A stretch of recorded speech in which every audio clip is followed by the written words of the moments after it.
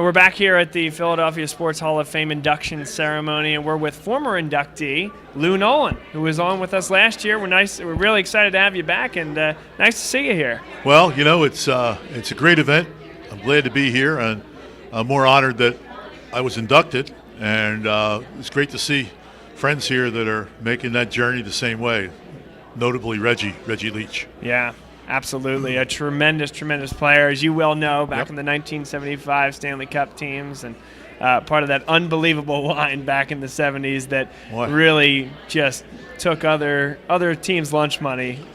I think there were 141 goals from that line. I remember that number because they threw out, it broke some record or something, I don't know, and they threw out these dollar bills, orange dollar bills, and they fluttered down.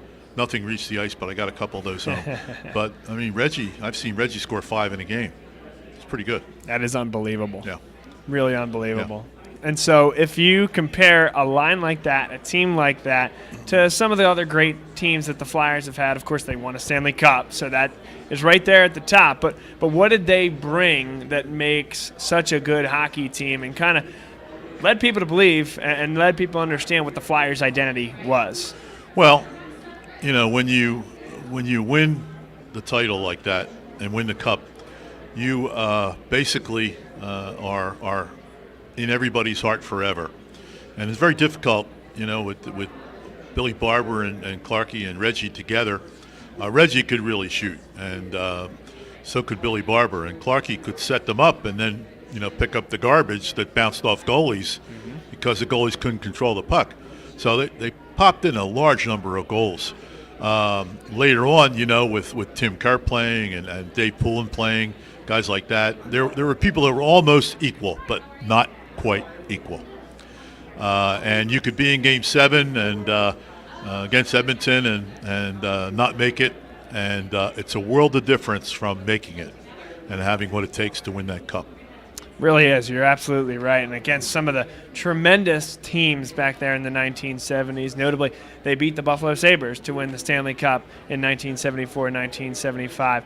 How has the game changed in your mind since that time to some of the great players and teams that you see today? Well, that's a softball question. Speed. The teams that back in those years wouldn't come up the ice with the same speed as they do now across the league.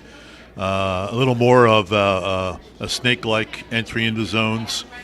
Our guys don't do a lot of that. When they do that, they're offside. Because somebody always wants to go straight at it. But these guys, they're drilled differently. They drill the same thing over and over and over until it becomes part of what they have in their brains as far as how they perform. And just speed is the main thing. And talent, I think these guys nowadays keep themselves in better shape. I think they are measured in every single thing that they could possibly be measured in. We have analytics now in the league. 2 or 3 people with the Flyers do analytics. So everybody knows in management what can be done and how somebody's performing. All right, so I'll try for not 2 softball questions in a row, Lou. I would hate to do that. So let's talk about the junior ranks, and let's talk about USA Hockey and where the future is for USA Hockey in terms of producing prospects. Of course, when we talk about the Olympics, we're not going to be talking about NHL players any longer. So the junior game, the next wave of USA talent, how do you see that? Well, because there's so much emphasis put on national teams nowadays, and they'll train 50, 60 guys at camp and pull them from different places. I think it's good. I think we're going to be good going forward. Junior hockey and the ages leading up to junior hockey, 16, under 16, under 17s, under 18s, they're better than they ever been. And I think that the future is really strong. Good leadership, good teams, a lot of American players. And speaking of the juniors, obviously the college game has just exploded in terms of amateurs that are trying to make that next step. You see a team just in this state like Penn State make the jump up to NCAA Division I and the success that they've had. The college game, how do you feel that the college game is being represented both from a media perspective and in terms of the talent that you see then filtering upward? Well, I think more than ever, you have the ability to tune into a college game just about any night you wish to do so because of the proliferation of cable and digital television. And so you can watch people. Now, they're being scouted all the time for talent, just like the juniors are and just like the other professional ranks are. So I think that the college game itself is so exciting. I mean, those guys go out and they run through the end of the boards and nail somebody. I mean, it's terrific. And nonstop, and they produce some pretty good players, and that's evident by the individuals that have come into the NHL. But I mean, talk about Gostisbehere, right?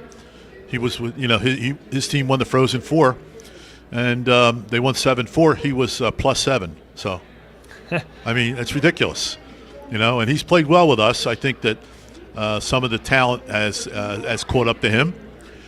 He's got that little move back again that he had in his first couple of years, and then last year lost a little bit of. It's confidence, He's a good player, and I think that things ahead for our Flyers team are strong.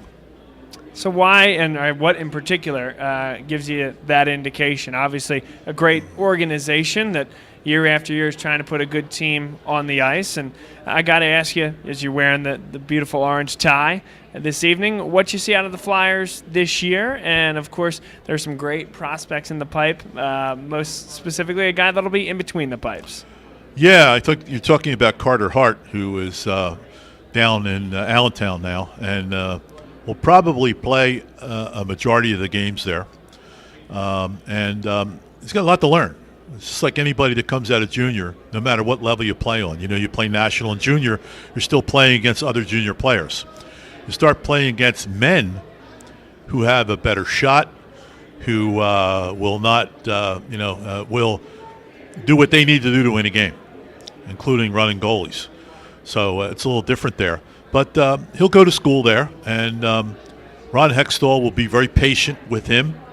And if we hold up okay up here, I think that he'll get his chance to learn, adjust to the shot, adjust to the speed of the game, which is accelerated in both ways.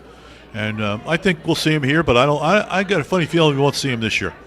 Yeah, interesting. I know that's the question. There's a lot of fans out there calling for him now, but perhaps the best thing for his development.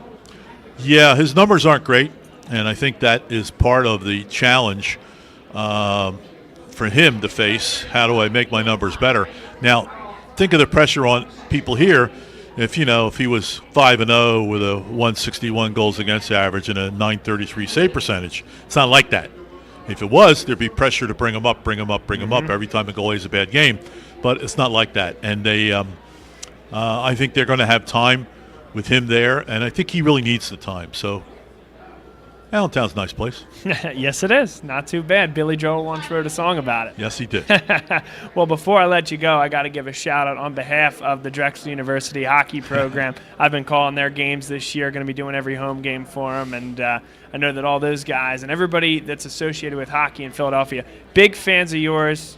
I can say the same for myself. Appreciate you coming on and being a part of this. Well, I'm flattered. Thank you. As I said here when I was inducted, I'm just a kid from Southwest Philly who loved hockey when lots of guys played basketball, and I never believed the ball was coming back to my hand when I dribbled. So instead it was hockey. But thanks for having me on. I appreciate the chance. It's been a pleasure.